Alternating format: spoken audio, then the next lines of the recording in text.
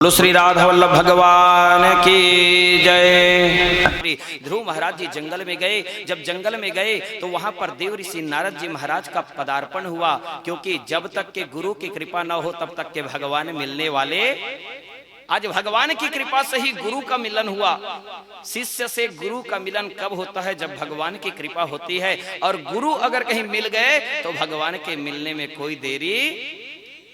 अब मोहि भा भरोस हनुमंता, बिनु हरि कृपा मिलहि नहीं संता। जब तक के भगवान की कृपा न हो तब तक के वहां पर संत का मिलना दुर्लभ है, गुरु का मिलना दुर्लभ है। आज ध्रुव महाराज जी को नारद जी महाराज मिले। नारद जी महाराज पूछने लगे, बेटा क्यों आया है तू? बेटा अरे तेरे खेलने कूदने की उम्र है। अरे तू खेलने कूदने की उम्र में यहाँ आकर के क्या कर रहा है बेटा?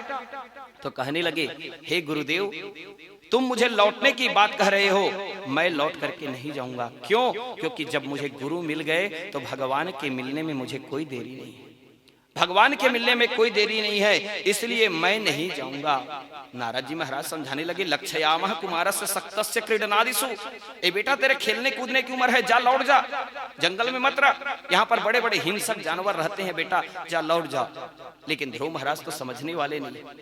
ध्रुव महाराज कहने लगे, मेरी माता का जो वचन है वो कटार बन करके मेरे हृदय को छल्ली छल्ली कर रहा है। महाराज मैं लौट करके नहीं जाऊंगा, मैं लौट करके नहीं जाऊंगा। जब उनकी प्रतिज्ञा को सुने, ध्रुव महाराज कहते हैं नारद जी महाराज के सामने में, हे गुरुदेव आप मिल गए हो तो आपके सामने में अपनी प्रतिज्ञा को बता रहा हूं कि मैं उस पद को पाना चाहता हूं, उस अटल पद को प्राप्त करना चाहता हूं जिस अटल पद में आज तक के मेरे बाप दादा नहीं गए। बाप मतलब उत्तानपाद और दादा मतलब मनु महाराज। ये भी जिस पद को प्राप्त नहीं किए, ऐसे अटल पद को मैं प्राप्त करना चाहता हूं। जब ऐसे संकल्प को सुने तो संकल्प को सुन करके नारद जी महाराज शांत हो गए और शांत होकर के कहने लगे, ए बेटा ठीक है, जब तेरा संकल्प है कि तू लौट करके नहीं जाएगा तो मैं तुझे मंत्र दे रहा हूं। नारद जी महाराज ने मंत्र प्रदान कर दिया। और मंत्र प्रदान करते हुए कौन सा मंत्र? ओम नमो भगवते वासुदेवाय, ओम नमो भगवते वासुदेवाय। ये 12 अक्षरी का मंत्र प्रदान किए और 12 अक्षरी का मंत्र प्रदान करके कहने लगे, ए बेटा एक काम कर, यहां से चले जा। वहीं पर तपस्या करने के लिए बैठने लगे ध्रुव महाराज। तो कहते हैं, यहाँ पर मत बैठ बेटा, यहाँ पर तपस्या करने से भगवान जल्दी तुम्हें नहीं मिलेंगे। तू जा करके मधुवन में, अरे तत्तात गच्छ भद्रम ते यमुना यास तटम शुचि पुण्यम मधुवनम यत्र सानिध्यम नित्यदा हरे है। अरे बेटा जा करके मधुवन में जा करके, जहाँ पर यमुना के तट पर भगवान श्री कृष्ण का सदा सानिध्य है, ऐसे स्थान पर जा करके तू तपस्या कर, तब तुझे भगवान की प्राप्ति होगी। नारद जी महाराज की बात को सुने और नारद जी महाराज की बात को सुन करके वहां से चलने लगे ध्रुव महाराज। तो कहने लगे, नारद जी महाराज ए बेटा मैं तुझे ज्ञान की बातें बता रहा हूं। धर्मार्थ काम मोक्षाख्यम यही छे श्रेय आत्मना एकमेव हरिस तत्र कारणम पाद सेवनम। ए बेटा भगवान को याद करना, जब भगवान की तपस्या करना तो उस समय में तेरे मन में केवल एक ही कामना होनी चाहिए। तेरे जीवन में न धर्म की कामना हो, न अर्थ की कामना हो, न काम की कामना हो, न मोक्ष की कामना हो। तुम्हारे जीवन में तो केवल भगवान के चरणारविंद की कामना हो। अर्थ न धर्म न काम रुचि गति न चहु निर्वाण, जन्म जन्म रति राम पदा यह वरदान नयान, यह वरदान नयान। अरे जन्मों जन्मों तक के भगवान के चरणों की प्यास होनी चाहिए, यही मन में कामना करके रखना। और कहने लगी नारद जी महाराज, अगर कहीं तुम्हें भगवान का ध्यान ही करना है तो कौन से भगवान का ध्यान करना? श्रीवत्सांकम घनश्यामम पुरुषम बनमालिनम शंख चक्र गदा पद्मई रभिव्यक्त चतुर्भुजम किरीटिनम कुंडलिनम केयूर वलयान्वितम कौस्तुभाभरण ग्रीवम पीत कौशेय वाससम। इस भगवान का ध्यान करना, मोर मुकुट धारण किए हुए भगवान का ध्यान करना और भगवान तुम्हें साक्षात्कार होगा। गुरु की कृपा हो गई, गुरु की कृपा से पहुंच गए मधुवन में जाकर के 6 महीने में भगवान को प्राप्त किए।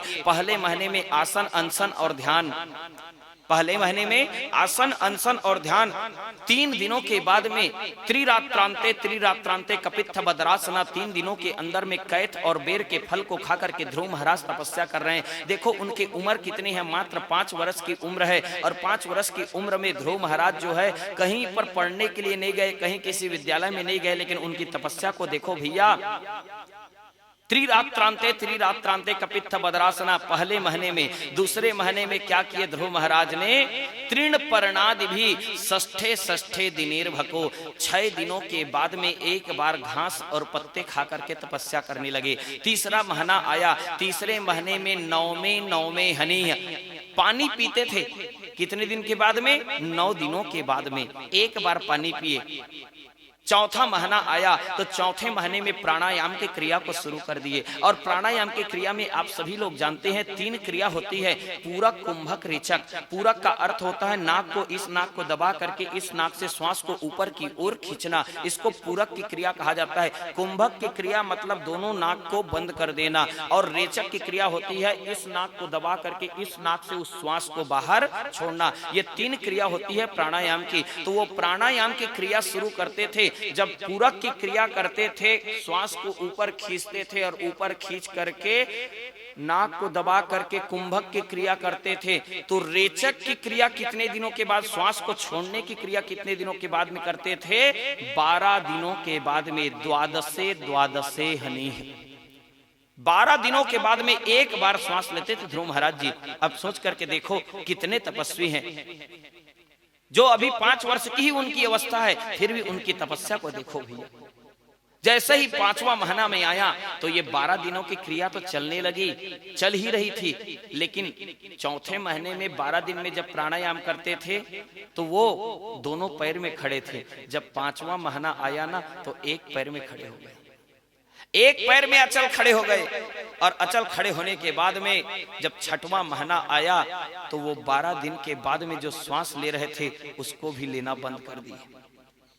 अरे भैया, ध्रुव महाराज ने अपने श्वास को बंद क्या किया, मानो त्रिलोकी का श्वास रुक गया। वो पूरे कोलाहल मच गए भैया, ध्रुव महाराज को दर्शन दो, ध्रुव महाराज को दर्शन दो, ध्रुव महाराज को दर्शन दो, ध्रुव महाराज को दर्शन दो। भगवान कहने लगे, अरे मैं ध्रुव महाराज को दर्शन देने नहीं बल्कि ध्रुव के दर्शन करने जा रहा हूं। ऐसा कौन सा हठी भक्त है, ऐसा कौन सा हठी भक्त है जो श्वास पर विजय को प्राप्त कर लिया, 6 महीनों के अंदर में श्वास पर विजय को प्राप्त कर लिया। ये सोच करके भगवान जो है दर्शन देने के लिए जा रहे हैं, दर्शन देने नहीं बल्कि दर्शन करने के लिए जा रहे हैं। और जैसे ही श्वास को रोके ध्रुव महाराज, भगवान वहां से अपने आसन से आकर के कूद करके दौड़ करके भागे हैं। सहस्त्र शीर्षापि ततो गरुत्मतः मधोर वनम भृत्या धृदृक्षया गतः। ए बेटा ध्रुव, तुझे तो तेरे पिता की गोद से एक सुरुचि ने उतार दिया बेटा, पटक दिया, लेकिन मैं तुझे अपनी गोद में बिठाने के लिए हजारों भुजा लेकर के, सहस्त्र शीर्षापि 1000 सिर हैं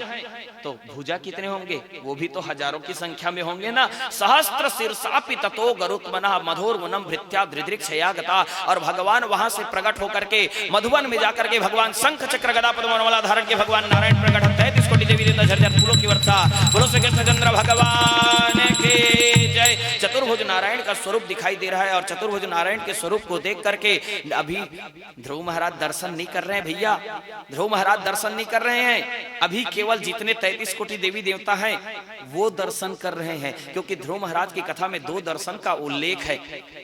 अभी जब प्रकट हुए हैं भगवान तो दर्शन नहीं किए। क्यों दर्शन नहीं किए? क्योंकि जो भगवान सामने खड़े हैं, जो भगवान चतुर्भुज नारायण स्वरूप में सामने खड़े हैं, वही भगवान ध्रुव महाराज के हृदय अंतःकरण में प्रकट हैं, वही भगवान। तो ध्रुव महाराज अंदर के खजाने को छोड़ करके बाहर को देखने के लिए थोड़ी ना आएंगे। अरे जिसने अंदर में प्राप्त कर लिया भगवान को, उसे बाहर में ढूंढने की क्या आवश्यकता भैया। जिसे अंदर में मिल गए, जिसे अंदर में, इसीलिए तो मुंडकोपनिषद का भाव आता है ना, अंतः शरीरे ज्योतिर्मयो ही शुभ्रो पश्यन्ति यत यह क्षीण दोषाः। भगवान की सत्ता हमारे जीव के अंदर में ज्योतिर्मयी सत्ता के रूप में विराजमान है। इसीलिए भगवान की सत्ता कैसी सत्ता है? ज्योति की स्वरूप में सत्ता है। अंदर के खजाने को जिसने प्राप्त कर लिया, या जग दुखिया को नहीं सबके गठरी लाल, अरे गांठ खोल जाने नहीं ताते भयो कंगाल। अरे तेरे अंदर में भगवान बैठे हुए हैं। अरे तूने गांठ गठरी की गांठ को खोलना ना जाने तो कौन क्या कर सकता है। इसीलिए तो सदगुरु कबीर साहब ने सुंदर सा भाव दिया है ना। सदगुरु कबीर साहब ने कहा है, गहूं बहिया बल आपनी, क्या कहे, गहूं बहिया बल आपनी छोड़ वीरानिया, गहूं बहिया बल आपनी छोड़ वीरानिया। अरे जाके आंगन दरिया बहे सोह कसमरत पियास, सोह कसमरत पियास। अरे तेरे अंदर में नदियां बह रही है, भगवान के नाम की नदियां बह रही है और तू प्यासा मर रहा है तो कौन क्या कर सकता है। राम नाम की नदियां तो तेरे अंतःकरण में बह रही है, अरे उसका स्वाद तूने चखा नहीं और बाहर में जाकर के प्यासा बन करके फिर रहा है तो कौन क्या कर सकता है। आज ध्रुव महाराज अंदर के खजाने को प्राप्त कर लिए और अंदर के खजाने को प्राप्त करके ध्रुव महाराज के ध्यान को खींचना पड़ा। भैया ध्रुव महाराज के ध्यान को खींचना पड़ा। कौन से खजाने को प्राप्त कर लिए ध्रुव महाराज, कौन से खजाने को आज अंतःकरण में अपने प्राप्त कर लिए।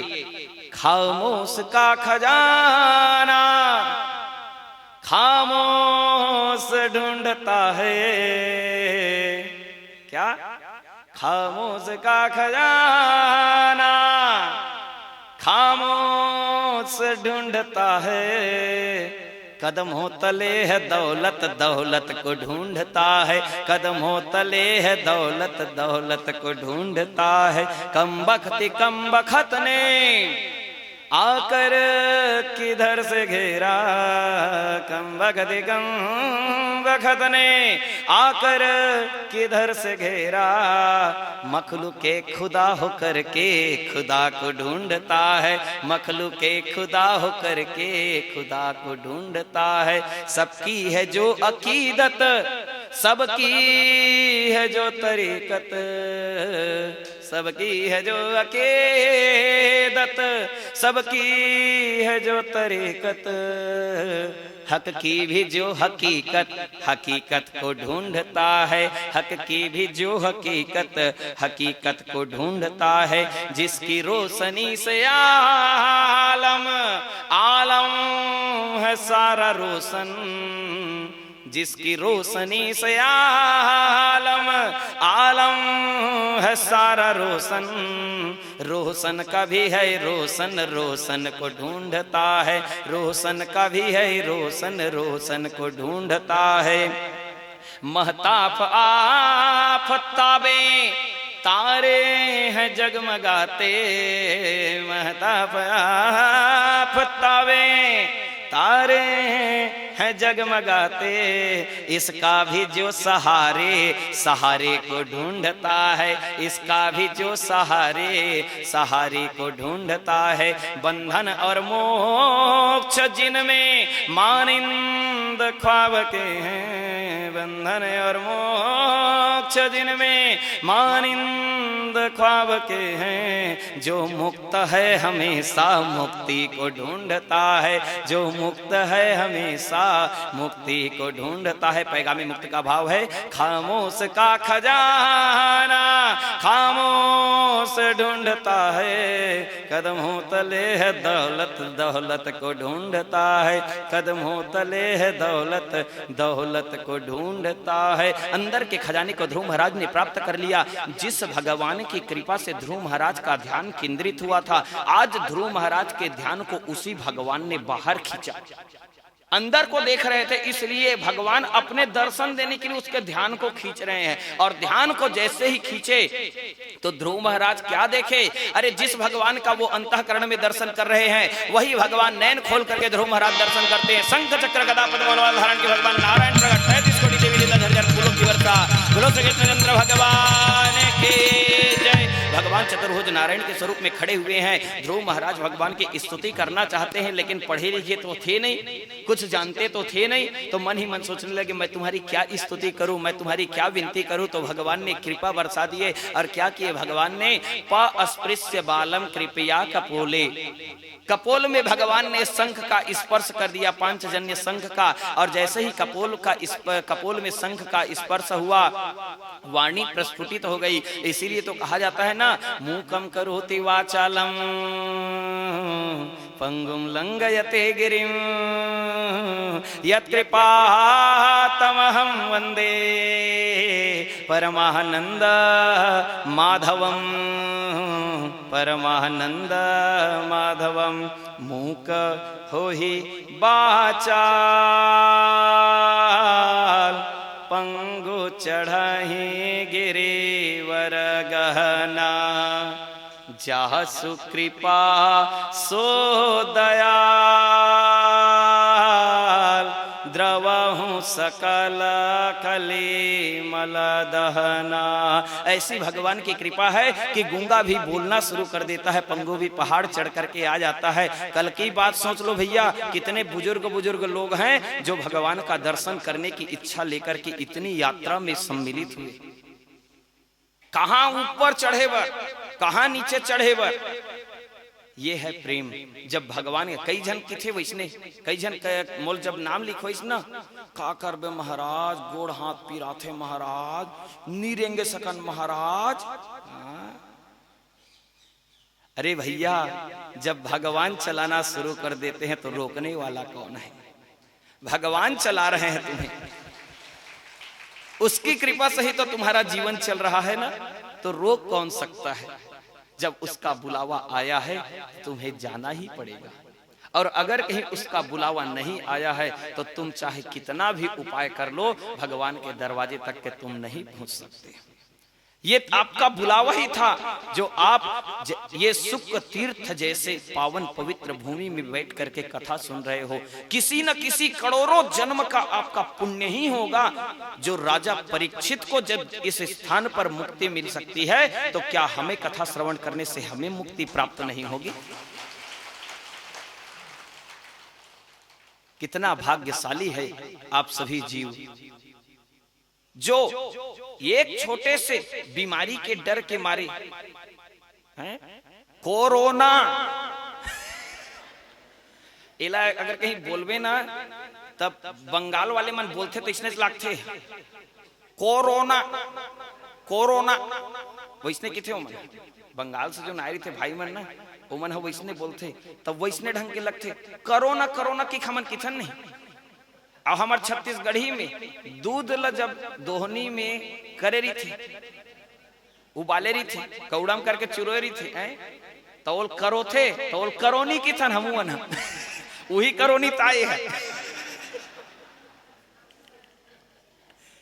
लेकिन याद रखबे, ओला डर्रा जबे जरग है कि ना, ओला कहूं करोनील कहूं डर्रा जबे जरग है कि तते ओकर स्वाद ला नहीं जानस। जतका जन हमन आए हन ना, तिमन डर्राने वाला नो हन, करोनील डर्राने वाला नो हन, तेकरे से तिया स्वाद ला चखत हन। यहाँ के स्वाद को हम लोग चख रहे हैं, इसीलिए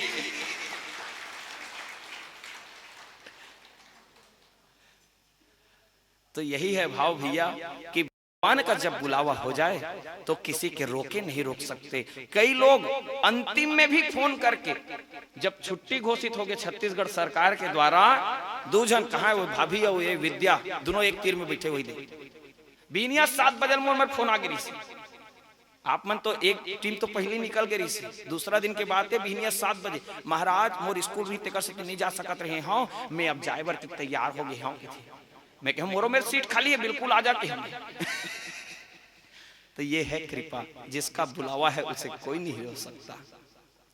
आज ध्रुव महाराज भगवान की स्तुति विनती कर रहे हैं, और जो ध्रुव की स्तुति है आज तक किसी ने नहीं की ऐसी स्तुति। ध्रुव महाराज भगवान की कृपा से वाणी प्रस्फुटित हुई और कहने लगे, ध्रुव महाराज योन्तः प्रविश्य मम वाचिमिमां प्रसुप्ताम् संजीवयत्यखिल शक्तिधरः स्वधाम्ना अन्यास्तहस्तचरण श्रवणत्वगादीन् प्राणान् नमो भगवते पुरुषाय तुभ्यं प्राणान् नमो भगवते पुरुषाय तुभ्यं। क्या कहे?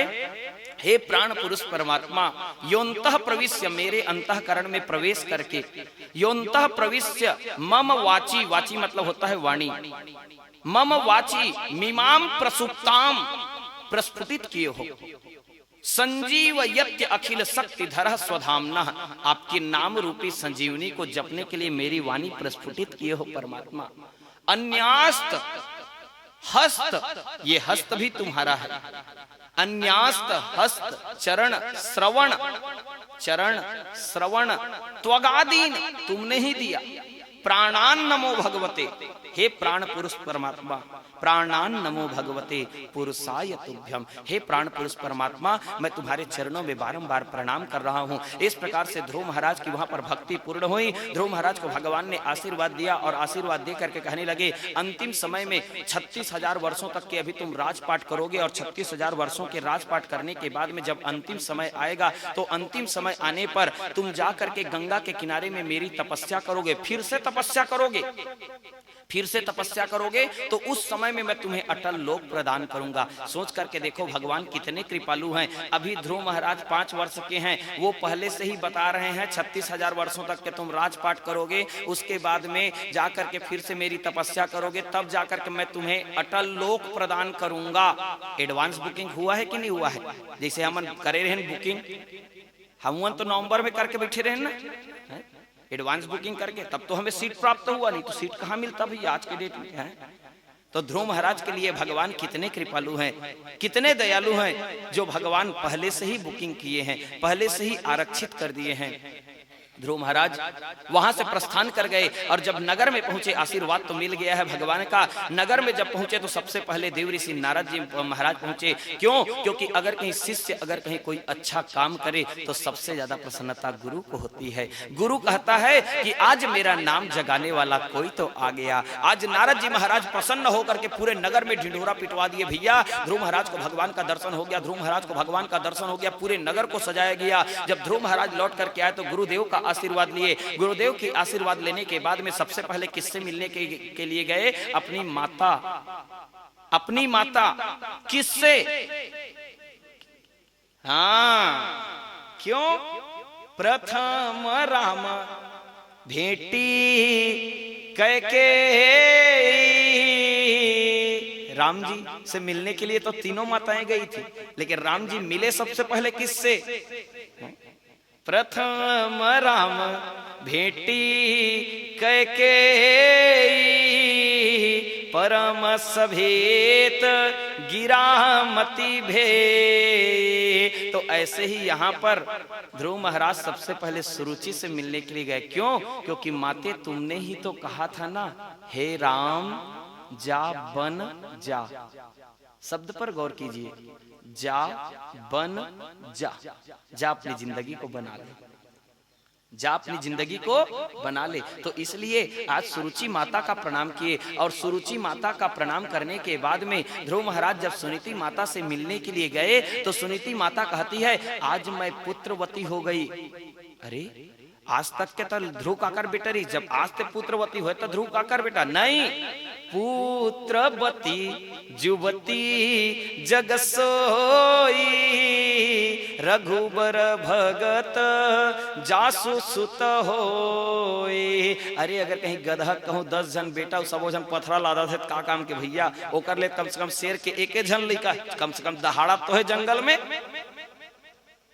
आज इसीलिए कह रही है कि मैं आज पुत्रवती हो गई। ध्रुव जी महाराज का वहां पर राज्याभिषेक किया गया। राज्याभिषेक करने के बाद में ध्रुव महाराज का विवाह हो गया। भ्रमी नामक, शिशुमार नामक प्रजापति की कन्या भ्रमी के साथ में विवाह हुआ, जहां से उत्कल और वत्सल नाम के 2 पुत्रों का उल्लेख भागवत महापुराण में बताया गया है। उत्कल जो है वैरागी हो गया और वत्सल से आगे का वंश चला, जहां से दुष्ट बेन की जो कथा आती है वो ध्रुव महाराज के ही वंश में आती है। आगे की चर्चा में बताया गया है कि दुष्ट बेन की जो कथा है ध्रुव महाराज के ही वंशज में आगे धीरे धीरे बढ़ते हुए वंशज में ही आगे दुष्ट बेन की कथा, जहां से दुष्ट बेन के भुजाओं के मंथन करने पर भगवान साक्षात पृथु और महारानी अर्ची के रूप में, पृथु नारायण और अर्ची महारानी के रूप में भगवान लक्ष्मी और नारायण का प्रागट्य हुआ है।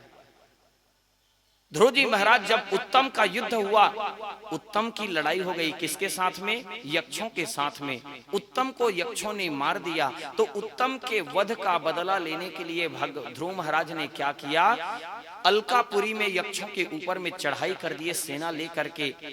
जब चढ़ाई कर दिए लड़ने के लिए, तो उसी समय में मनु महाराज प्रकट हुए। उनके दादाजी है ना, तो मनु महाराज प्रकट होकर के तत्व का ज्ञान दिए। तितिक्षया मैत्र्या करुणा चाखील जंतुसु समत्वेन च राजेन यथा संप्रसिद्धति। ए बेटा, तितिक्षा, मैत्री, करुणा, दया भाव, सख्य भाव, आत्मनिवेदन, ये सब तेरा धर्म है बेटा। ये लड़ाई झगड़ा तेरा धर्म नहीं है, प्रेम और सद्भावना बांटना तेरा धर्म है बेटा। इस प्रकार से वहां पर ध्रुव जी महाराज को ज्ञान देकर के मनु जी महाराज ने उस युद्ध को शांत किए। और युद्ध को शांत करने के बाद में अंतिम समय में 36,000 वर्षों के राजपाट करने के बाद में गंगा के किनारे जाकर के भगवान की तपस्या किए। गंगा की कलकल की नाद से ध्वनि विक्षेप हो, कानों में जब कलकल की नाद पड़े तो ध्यान केंद्रित नहीं हो पा रहा था, तो ध्रुव महाराज उस स्थान को छोड़ करके जाने लगे। जब उस स्थान को छोड़ करके जाने लगे, तो उसी समय में ध्रुव महाराज के सन्मुख में गंगा मैया प्रकट होकर के कहने लगी, ए बेटा, तू इस स्थान को छोड़ करके मत जा, क्योंकि अरे जितने भी आते हैं तो मुझे अपना पाप देने ही आते हैं। जितने भी आते हैं वो मुझे अपना पाप दे करके जाते हैं, लेकिन तुम्हारे जैसे भक्त,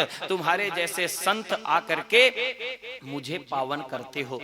अरे मुझे भी पावन होना होता है, मुझे भी पवित्रता की आवश्यकता है, इसीलिए तुम्हारे जैसे भक्त और संत अगर कहीं स्नान कर ले, इसीलिए तो भरद्वाज जी महाराज जब स्नान करने के लिए जाते थे तो गंगा मैया 21 सीढ़ी ऊपर आ जाए।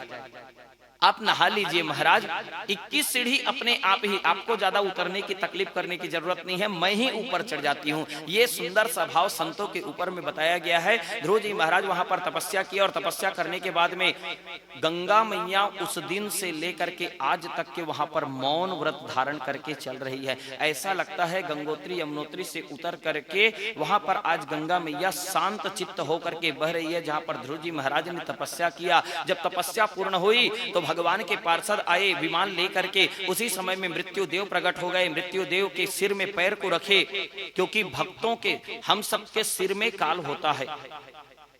कल की बातें सोच मता, सिर मंडरावे काल, टूटे कड़िया श्वास के, बिखरे मोते माल, बिखरे मोते माल। अरे कल उस बात को छोड़ दो, कल की बातों को छोड़ दो, बल्कि आज में जीवन को जीना है। जो आज हो रहा है वो, क्योंकि पल का ठिकाना नहीं है, हम कल पर अपने जीवन को जीते हैं। इसलिए कल की बातें ना करो, बल्कि आज की ही बातें करे। जिस समय में तुम जी रहे हो उस समय की बातें करो।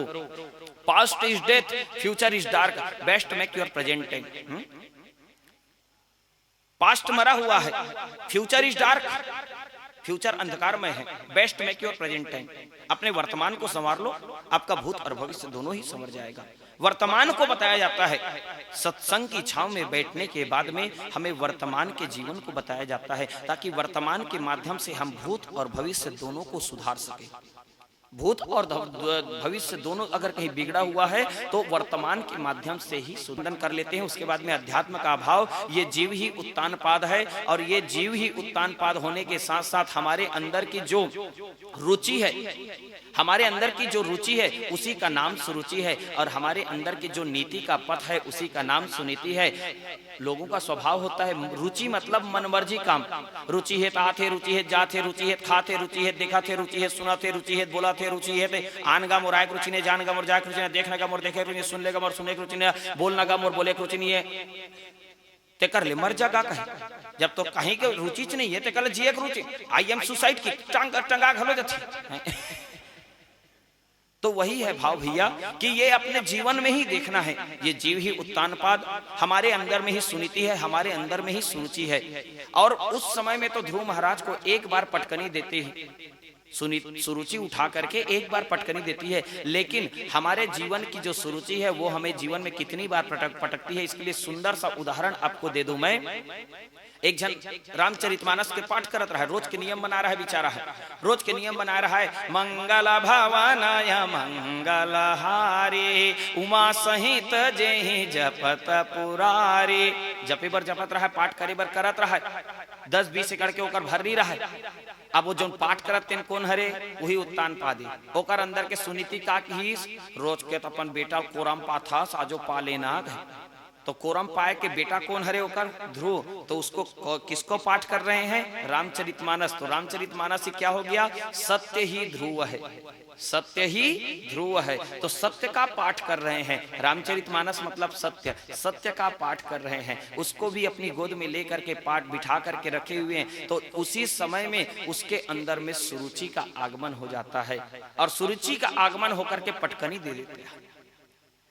जब पाठ करे बर करत रहा बेचारा ना, बढ़िया मन लगा करके पाठ करत रहा है। मंगल भवन या मंगल हारी उमा सहित जही जपत पुरारी, यही मेरा आय रहा है। ओकर चौपाई है, पढ़े बर पढ़त रहा है, लेकिन ओकर मन ल खींच के ले गे कहाँ, भर्री डहर। सुरुचि धमकीस और सुरुचि धमक के ओकर मन ल खींच के ले गे भर्री डहर। 10-20 एकड़ के भर्री रहा है। वो पढ़े बर तो पढ़त रहा है, मंगल भवन या मंगल हारी, और मने मन में कहा है, ए साला थोर को नहीं हो इससे ओनहारी। यार पटक दिस नहीं लान। तो यही है भाव भैया। उस समय में ध्रुव महाराज को एक बार पटकनी मिली, लेकिन हमारे अंदर के ध्रुव को, हमारे अंदर के सत्य को सुरुचि के द्वारा कितनी बार पटकनी मिलती है, इसकी कोई गणना।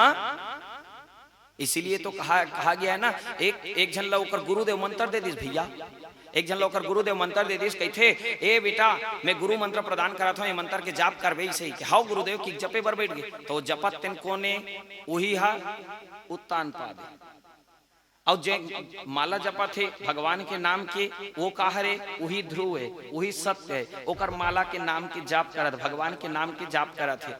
ओकर अंदर के सुनीति की हिस्पोल जाप कर ले बेटा। तो ओकर घर में एक दिन का हुई, रोज के नियम बना को जाप करत, एक दिन का हुई ओकर घर में वास्तु विशेषज्ञ पहुंच गए। आजकल नवा नवा चलत नहीं, वास्तु वाले पहली नहीं रही ना, आजकल शुरू हो, वास्तु वाले पहुंच गए। वास्तु वाले की थे, तुम्हारा घर गलत बना है जी, की काबर जी कहे, नहीं नहीं नहीं नहीं, वास्तु के हिसाब से तुम्हारा घर गलत बना है। अच्छा कैसे हुई था, नहीं नहीं नहीं, भगवान के कमरे को ईशान में होना चाहिए और अग्नि देव का वास आग्नेय में होता है, तो तुम्हारे रसोई को होना चाहिए आग्नेय कोण में। अच्छा ठीक है भाई। तब महाराज एला में है जान डरे हो, लेकिन मोर में तो जगह कमी है महाराज। देख भैया, तोला जीवन के दुख के अंत करना है ना, तब तोला ये घर लटोरे बर लगी। तो मोर में तो पैसा नहीं, पैसा व्यवस्था कर। वो बेचारा गरीब आदमी वो डरवा दिस, और डरवाइस तो का हो गए, 2.5-3 लाख रुपया में टोर मरोड़ के बरोबर कर दी सोला, और टोर फोर के बरोबर करके वास्तु चक्कर में नानकिन जगह रहा, नानकिन जगह रहा, नानकिन जगह में का हुई, एडहार हो गए ईशान, एडहार हो गए आग्नेय, बीच में दीवाल एक ठंग, एडहार बर हो गए पूजा कुरिया, एडहार बर हो गए किचन, बीच में दीवाल एक ठंग। अब तमाशा एक ठंग ये हो गए कि जतका किचन के बघार रहा है, जतका किचन के धुंगिया रहा है, तेन सबो भगवान कुरियम जावे, काबर दिवाली के ठंग तेकर से सबो उही ढार बर जावे। अब ये जाप करे बर बैठ के रोज के नियम बना करके करत भैया, रोज के जाप करत है, ओम नमो भगवते वासुदेवाय, ओम नमो भगवते वासुदेवाय, ओम नमो भगवते वासुदेव, वैष्णव आज भी जाप करत है। जाप करे बर बैठे जपत मने मन में, अब वत के देर का होइस, ओकर धर्म पत्नी रहिस ना, तेन छायल साग ल बघार दिस, और साग ल बघारिस तो सबो बघार रहिस, तेन सबो ओकर नाक में जाकर मागे। सुरुचि ओकर मन ल खींच के ले गए, वो जपे बर जपत रहा भैया, जपे बर जपत रहा, और का सागे का भजिया कढ़ी साग रहा है। वहां मार घर के लागत रहा है, गाय भैंस ऐठी ऐठी दही, जब कढ़ी पत्ता डार के बघारिस ना, आहा आज चूरत 30 लाख थे मोला।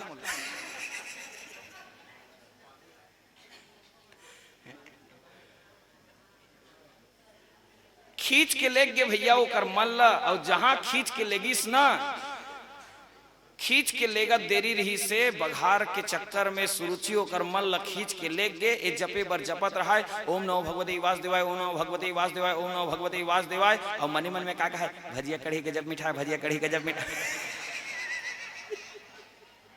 ओढ़ हरले सदगुरु कबीर साहब बात रहा वो कहते हो गए कर सुमिरन रे कहे माला तो कर में फिरे जीभ फिरे मुख माही मनवा तो चौदिस फिरे यह तो सुमिरन नाही माला फेरत जुग गया गया न मन का फेर कर का मन का छाड़ के मन का फेर मन का फेर यहाँ तरह घूमना हुआ भैया हाथ में माला घूमत है जीव मुंह घूमत है मन ह तोर भजिया कढ़ी और कढ़ैयम घूमत है यहाँ तरह जब तोर घुमई चलत है तो तहू घूमबे कहाँ घूमबे आह कर चारी लक्ष्य 84 योनि भ्रमत कर जीव अविनाशे फिरत सदा माया के प्रेरा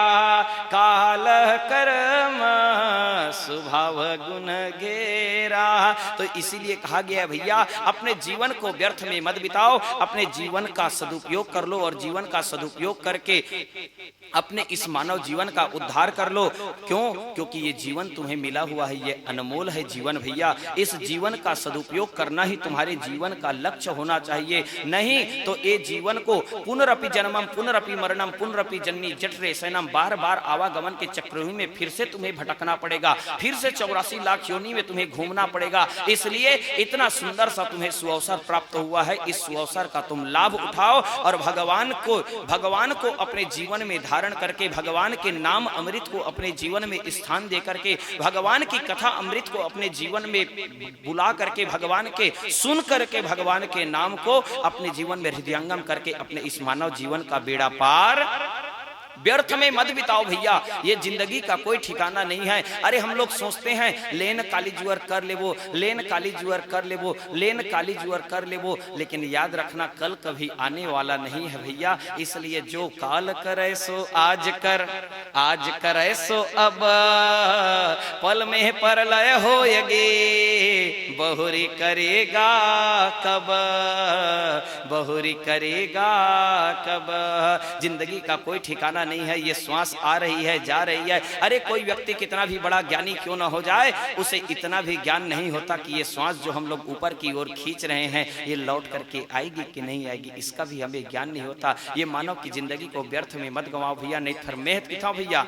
बिरथा जन्म गवाएं ए बिरथा जन्म गवाएं, सुने न राम रमायण, अरे हीरा कसमन खे चोला औ भोकवा काहोगे तोला, ये हरि कथा त बिसारे औ अपने तन त बिगारे, ए पूरब जन्म के कमाई नरतन पाए रे भाई, औ बैला कस दिन भर कमाएं औ सुरासन उमर बिताएं, एक गधा असन नरियाएं औ कुकुर बने मर जाएं, ए भजन बिना तना नाना नहीं है रे भैया ठिकाना, और दिन भर चारी खुदाई और लगे है टूरा के, हाँ बोले करो पाला, ए दिन भर चारी खुदाई और लगे है टूरा के दाई, ए पति के हो हंसाई बिंदरा नाच नचाई, अरे वाह रे माया के फेरा और घिरे काल के घेरा, ए माछी असन मन पाएन और गुड़ में परे पछताएन, ए बने बने संगवारे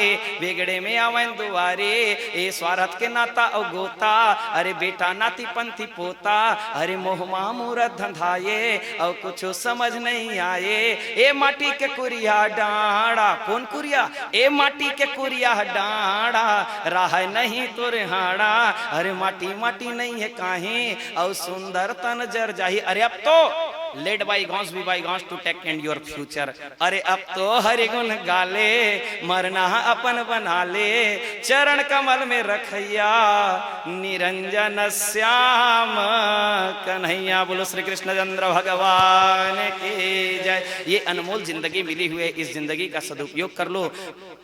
राजा उत्तानपाद की कथा के पश्चात में पंचम स्कंध में महाराज प्रियव्रत की चरित्र को वर्णन करके बताते हैं भरत महाराज जी का चरित्र। जो राजा से ऋषि बने हैं भरत महाराज जी, प्रियव्रत महाराज जी के पुत्र हुए, प्रियव्रत के बेटा हो इस अग्नित, अग्नित के बेटा हो इस नाभि, नाभि के बेटा हो इस ऋषभदेव, ऋषभदेव जी महाराज के 100 पुत्र, 100 पुत्र में से ज्येष्ठ पुत्र का नाम था राज ऋषि भरत।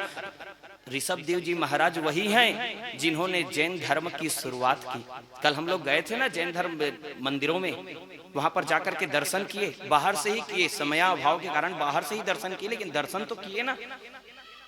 अगर कहीं कोई जैनी भाई कहे कि भगवान अलग है, भगवान से अलग हैं हम लोग, तो ये संभव नहीं है। भागवत महापुराण प्रमाणित करता है कि जैन भी, ऋषभ देव जी भी हमारे ही भगवान के अवतार हैं, हमारे ही भगवान के अवतार हैं। इस प्रकार से वहां पर भगवान के अवतार के रूप में ऋषभ देव जी महाराज प्रकट होकर के इतने तपस्वी थे, इतने बड़े तपस्वी थे कि कर्नाटक के कुटक पर्वत में जाकर के पत्थर के कौर मुख में दबा करके अपने इस शरीर का परित्याग किए हैं ऋषभ देव जी महाराज। 100 पुत्र, जिसमें से ज्येष्ठ पुत्र का नाम था राज ऋषि भरत, 9 पुत्र योगेश्वर कहलाए, 9 पुत्र कर्मकांडी हुए और 81 पुत्र भगवत भक्त हो गए। इस प्रकार से 100 पुत्रों का उल्लेख मिलता है। राज ऋषि भरत की पत्नी का नाम है पंचजनी, उनके पुत्र का नाम है, 5 पुत्र हैं भरत के, सुमति, राष्ट्रभेद, सुदर्शन, आवरण और धूम्रकेतु, ये 5 पुत्र हैं। इन सबका परित्याग करके जंगल में जाकर के गंडकी के किनारे भगवान शालिग्राम की पूजा कर रहे हैं। गंडकी माता की पूजा के साथ साथ भगवान शालिग्राम की पूजा कर रहे हैं और भगवान शालिग्राम की पूजा करते हुए अपने जीवन को व्यतीत कर रहे हैं। एक छोटी सी कुटिया बना करके राजपाट सबका परित्याग कर दिए हैं। और उसी समय में याद रखना भैया, मानव जीवन में मोह का आगमन होता है तो मोह सकल व्याधिन कर मूला, तिन ते पुनि उपजहि बहुसूला। मोह सकल व्याधियों का मूल है और इसी मोह के कारण राज ऋषि भरत के जीवन में दुख का आगमन हुआ। 3 जन्मों तक के भटकने की जरूरत पड़ गई राज ऋषि भरत को। राज ऋषि भरत के जीवन में जब राज ऋषि भरत एक दिवस की बात है, गंडकी में खड़े होकर के संध्या तर्पण कर रहे थे, उसी समय में एक गर्भवती हरिणा आई, प्यास से व्याकुल थी, पानी पी रही थी गर्भवती हरिणा, और उसी समय में सिंह का दहाड़ हो गया। शेर जोर से दहाड़े तो डर के कारण हरिणा का प्रसव हो गया। प्रसव के कारण वो छोटा सा शावक जो है नदी की धार में बहने लगा, प्रवाहित होने लगा, और वो हरिणा जो थी वो सिंह के डर के कारण गुफा में जाकर के छिपी और वहीं पर मर गई। अब ये छोटे से शावक को कौन देख लिए? भरत जी महाराज। उस शावक के ऊपर में दया आ गई। याद रखना, कभी कभी दया भी मानव जीवन में काल साबित होता है और ये राज ऋषि भरत के जीवन में परिलक्षित भी होता है। दया किए उन्होंने, जीव को बचाना एक दया कहा गया है, तो इसलिए दया करने के लिए उस बालक को, उस छोटे से शावक को अपने हाथों में ले लिए और लेकर के कहां लेकर के आ गए? अपने आश्रम में। आश्रम में लेकर के आए और आश्रम में लाने के बाद में अब ध्रुव महाराज के बाद में जब भरत महाराज की कथा पर हम चर्चा कर रहे हैं तो यह भी एक भक्त की कथा है। जो भक्त, अरे कई तो 1 जन्म में भगवान को प्राप्त करते हैं, कई तो 3-3 जन्म भी लग जाता है, कई को तो 100-100 जन्म भी लग जाता है भगवान को प्राप्त करने के लिए।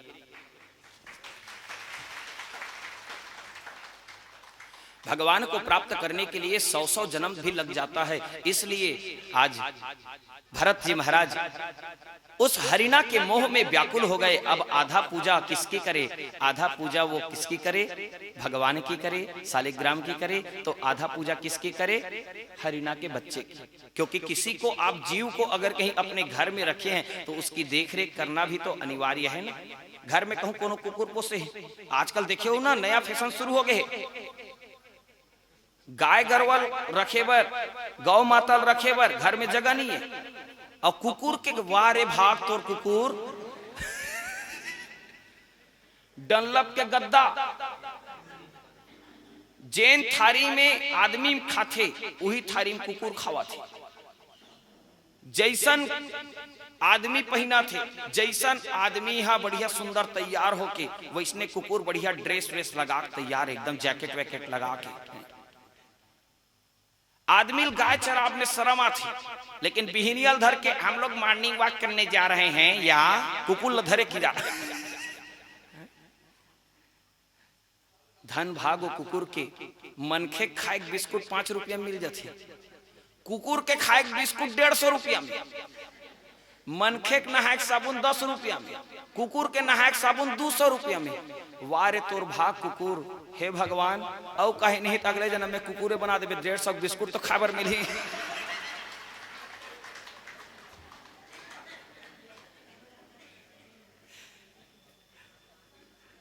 यही सोचने की बात है भैया, जिस भारत की धरती पर भगवान स्वयं प्रकट होकर के, भगवान स्वयं लीला करते हुए गौ का चारण किए हैं, गौ को चराए हैं, आज हमें उसी भारत की धरती पर रह करके गौ माता को चराने में शर्म महसूस होती है।